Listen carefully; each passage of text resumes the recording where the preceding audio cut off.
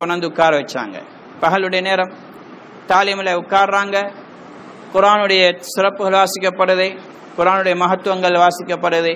கொஞ்ச நேரத்தில் அவர் அழத் தொடங்கிட்டார். அவர் கேட்டாங்க, அவர் ஏன் நடுவருக்கு என்ன விஷயம், ஏதாவது உங்களோட மனசு புண்படி மாறி சொன்னாங்க. அப்படி ஒன்றும் இல்லை, நீங்கள் நினைக்கிறீங்களா நான் இந்த நாட்டுக்காரனை சேர்ந்தவன். அவர் பார்த்தா யூரோப்பியன் மாதிரி தான் இருந்தார், வெள்ளைக்காரன் மாதிரி. சொன்னார், நான் இந்த நாட்டை சேர்ந்தவன் அல்ல, நான் டூனிசியாவை சேர்ந்தவன், அரபி. நான் குர்ஆனை ஹிஃபுல் செஞ்சவன், ஹாஃபிஸ் குர்ஆன். ஆனால் இங்கே வந்து இந்த சூழலில் மாட்டிக்கொண்டு இன்றைக்கு நான் குர்ஆனை மறந்துட்டேன். இந்த வாசிக்கப்பட்ட விஷயங்கள் எவ்வளோ சிறப்புகள், இதெல்லாம் நான் இழந்துட்டேன், அதனால் நான் அழுகுறேன் என்று சொன்னார். சகோதரி பிரியாக்கு அப்புறம் ஜமாத்தில் வேலை செஞ்சு கொஞ்சம் மாற்றங்கள் ஏற்பட்டது.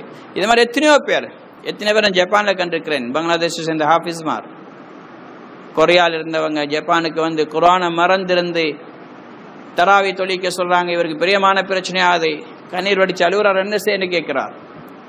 இந்த உழைப்பிட பரக்கத்து இல்லாட்டி அவர் எங்கேயோ போயிருப்பார். ஆனால் சகோதரி பிரியார் இன்னைக்கு முழு உலகத்திலையும் இன்னைக்கு குஃபருடைய எல்லையில் இருந்தவங்களெல்லாம் உள்ளுக்கடுத்து ஹாஃபிஸ்களாக மாற்றிக்கிறான், ஆலிம்களாக மாற்றிருக்கிறான், தீனுடைய தாய்களாக மாற்றிருக்கிறான். அதே நேரத்தில் இந்த உழைப்பு விடுபட்டதுனால தீனுக்குள்ளால் இருந்தவங்க எங்கேயோ போய் சேர்ந்துட்டாங்க. வெனிசுலால, சிலியில, பெரு, பிரேசில் போன்ற பகுதிகளில் மிஸ்ரை சேர்ந்த பெரும் உலமாக்களுடைய சந்ததி போய் வசிச்சாங்க, உலமாக்கள் வசிச்சாங்க. இன்றைக்கு அவங்களுடைய சந்ததியினர் இன்றைக்கு இஸ்லாத்தில் இல்லை, கிறிஸ்தவத்துக்கு போயிருக்கிறாங்க. ஒருத்தரை போய் சந்திக்கிறாங்க சிலியில, அவரோட பேசினா முஹம்மதுன்னு வருது அவருடைய பேரில், ஆனால் அவர் முகமது டேவிட். அப்போ அவரோட பேசினா அவர் சொல்றாரு, நான் முஸ்லீம் அல்ல. அப்போ முகம்மதுன்னு இருக்கு, இவன் டெலிஃபோன் டைரக்டரை பார்த்து பேர்கள் எடுத்து கால் பண்ணி போய் சந்திப்பாங்க. அப்போ முகம்மதுன்னு இருக்க சொன்னார், எங்களோட கிராண்ட் ஃபாதர், என் வாப்போட வாப்பா, அவர் முஸ்லீமாக இருந்தார், ஆனால் நாங்கள் முஸ்லீம் அல்ல. அதுக்கு பிறகு கொஞ்சம் நேரம் பேசினது பிறகு கொஞ்சம் மிரிங்க எங்கள்கிட்ட ஒரு பேப்பர் ஒன்று இருக்குது, அது என்னென்னு எங்களுக்கு தெரியாத, பார்த்து சொல்லுங்க. அப்போ கொண்டு போய் காட்டினால் அது ஒரு சர்டிஃபிகேட். அப்போ போனவருக்கு அரபி வாசிக்கிறது ஆலிமா இருக்கலாம், அதை தெரிஞ்ச ஒருத்தர் அதை பார்த்துட்டு சொன்னார், இதில் என்ன எழுதியிருக்குண்டா, இந்த சர்டிஃபிகேட் ஹோல்டர் மிஸ்ருடைய அஸ்ஹருடைய பெரிய உலமாக்களை சேர்ந்த பெரிய முஃப்தி, அவருடைய பிள்ளைகள் சந்ததி இன்னைக்கு குஃபூரில் இருக்கிறாங்க, கிறிஸ்டியானிட்டியை போயிட்டாங்க. இவன் ஒன்று அல்ல சகோதரி, நிறைய பேர். இங்கே நாங்கள் ஹம்பாந்தோட்ட பாதையில் வேலை செஞ்சோம் இந்த நோன்பு, அதில் அதிகமான மக்கள் ஒரு ஊரில் வேலை செஞ்சோம். பள்ளியை சுற்றி 33 வீடுகள் இருக்குன்னு சொன்னாங்க. கஸ்து போனால் ஒரு 3-4 வீடு போனதோட இதோட முடிஞ்சு, இதோட ரூட் முடிஞ்சு. அப்போ மற்றவங்க முஸ்லீம் இல்லை. அப்போ காலையில் மஷூராவில் சொன்னாங்களே 33 பேர் குடும்பங்கள் முஸ்லீம் வீடுகள் சொன்னாங்க, முஸ்லீம்களாக இருந்தாங்க, ஆனால் இப்போ இல்லை. அப்படின்னா சிங்கள மார்க்கத்துக்கு போயிட்டாங்க. எத்தனையோ பேர் பார்க்க கவலையா இருக்கு சகோதரர்களே. பள்ளிக்கு வாரார் தொழு அவர், ஆனால் அவருடைய மகள் சிங்களவனோட வாழ்ந்து கொண்டிருக்கிறார் அதே வீட்டில். மனைவி முஸ்லீம், மாப்பிள்ளை சிங்களம். சிலவங்க மாப்பிள்ளை முஸ்லீம், பொம்பளை சிங்களம். பிள்ளைகள் தகம் பாசலைக்கு போறாங்க.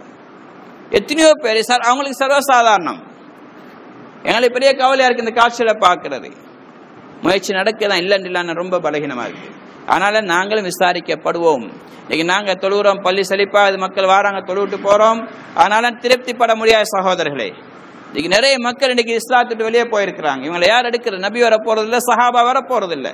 நாங்க தான் இந்த உழைப்பை செஞ்சாகணும். தயாராகும் இன்ஷா அல்லாஹ். சொல்லுங்க இன்ஷா அல்லாஹ். அவசரமா ஒரு 4 மாதங்கள் இந்த தீனுக்காக வேண்டி என்னுடைய வாழ்க்கையை பாதுகாக்கிறது மட்டுமல்ல, எங்களுடைய சகோதரிய வாழ்க்கையை பாதுகாக்கிறது நாங்கள் முயற்சி செய்யணும்.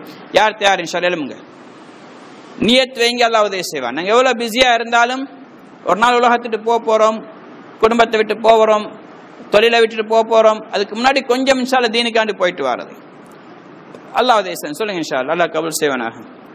நியத் வச்சு பேர்களை கொடுங்க, அல்லாஹ் எங்களுடைய வாழ்க்கையில் நிம்மதியை சந்தோஷம் தருவான். அல்லாஹ் உதவி செய்வான் இன்ஷா அல்லாஹ். சொல்லுங்க. ஆண்களுடைய வாழ்க்கையிலே மாற்றங்கள் வரணும், பெண்களுடைய வாழ்க்கையிலே மாற்றம் வரணும்.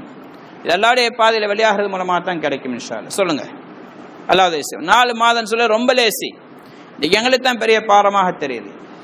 இன்னைக்கு மர்கஸுக்கு போய் பாருங்க, இன்னைக்கு வருஷம் 4 மாதம் போறாங்க. அதிகமானவங்க இப்போ 6 மாதத்துடைய தர்த்தீபுக்கு வராங்க. 6 மாதம் போறாங்க. பெரிய படிச்சவங்களும் போறாங்க, சாதாரண மக்களும் போறாங்க, பெரும் பணக்காரர்களும் போறாங்க, சாதாரண மக்களும் போறாங்க. இன்னைக்கு அல்லாஹ் லேசாக்கி தந்திருக்கிறாங்க. கஷ்டம் அல்ல. நாங்க தான் இன்னைக்கு துனியால பிஸியா தெரியுது எங்களுக்கு. உண்மையில நாங்க தீனை விட்டு தூரமானதுனால எங்களுக்கு இப்படி பிஸி ஆகிட்டோம். கொஞ்சம் நாங்கள் முன்னுக்கு ஏறிட்டா அல்ல எங்களுக்கு லேசாக்கும். துனியாவை கண்ணியமாக தருவான். முயற்சி 40 நாளைக்கு சொல்லுங்களேன் அவசரமாக போகிறதுக்கு. ஸ்டூடெண்ட்ஸ் ஜமாத்தும் இன்ஷா அல்லாஹ் வெளியாகிறாங்க 2ஆம் தேதி. அதோட சேர்ந்து பழையவங்களும் போக வேண்டிய தேவை இருக்குது. கொஞ்சம் இன்ஷா அல்லாஹ் தக்காசாக்கான்னு வெளியாக நல்லா உதவி செய்வான் இன்ஷா அல்லாஹ். பெரிய ஒரு தேவை. A-level முடித்த மாணவர்கள் இவங்க எதிர்காலத்தில் டாக்டராகவோ இன்ஜினியராகவோ இல்லை வேறு அமைப்பில் முன்னேறக்கூடியவர்கள். அவங்களோட கூட நாங்கள் வழிகாட்டியாக போனோம்னு சொன்னால் அவங்க செய்யக்கூடிய தீனுடைய சேவைகள் எல்லா நன்மைகளுக்கும் கிடைக்கும் இன்ஷா அல்லாஹ். அல்லாஹ் தேசம் சொல்லுங்கள் இன்ஷா அல்லாஹ். யார் தயார் இன்ஷா அல்லாஹ்? ஒரு 40 நாளைக்கான்னு சொல்லுங்களேன். தியாகம் செய்யாமல் தீன் அடைய முடியாது. தியாகம் செய்யாமல் தீனுடைய பெருமதி வரவும் முடியாது. இன்றைக்கி துனியாவுக்காக நாங்கள் தியாகம் செய்கிறோம். எவ்வளோ நேரம் கொடுக்குறோம்? 8 ஹவர் 10 ஹவரும் கொடுக்க தயார். தீனுக்காக வேண்டி 2.5 மணி நேரம் எனக்கு கஷ்டமாக தெரியுது. உண்மையிலே நாங்கள் துனியாவுடைய விஷயத்தில் பெரும் தியாகிகள் சகோதரனை. ஒருத்தர் இன்னொருத்தர் அறிமுகப்படுத்தினார் கிண்டலுக்காக வேண்டி. இவர் பெரிய தியாகி, அவர் தாவத்தில் உழைப்பில் ஈடுபடுறார். எப்போ பார்த்தாலும் ஜமாத், எப்போ பார்த்தாலும் மஷூரா, எப்போ பார்த்தாலும் பள்ளின்னு போகிறாரு.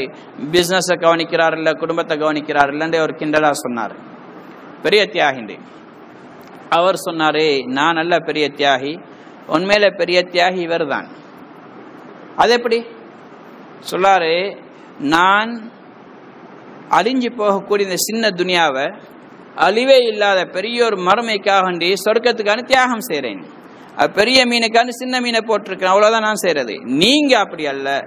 நீங்கள் அழிவே முடிவில்லாத பெரிய மறுமையை சின்ன துனியாக்கான தியாகம் செய்கிறீங்க. அப்படின்னா பெருசை நீங்கள் தான் இழக்கிறீங்க, நான் சின்னத்தை இழக்கிறேன். நான் சிறு தியாகம் அல்ல, உண்மையிலே தியாகம் நீங்கள் தான் செய்கிறீங்க. ஏன் பெரிய ஆகிரத்தை தியாகம் செய்கிறீங்க அழிஞ்சு போகக்கூடிய துனியாவுக்காக வேண்டி. உண்மையில நாங்களும் தியாகிகள், அல்லாஹ் பாதுகாக்கணும். துனியாக்கான தியாகிகளாக இருக்கக்கூடாது. ஹசரத் அலி சொன்னாங்க, 2 விதமான மக்கள் இருக்கிறாங்க. ஒன்று அப்னாவுல் ஆஹிரா, அப்னாவு துனியா. உலகத்துடைய பிள்ளைகள், மறுமையுடைய பிள்ளைகள்.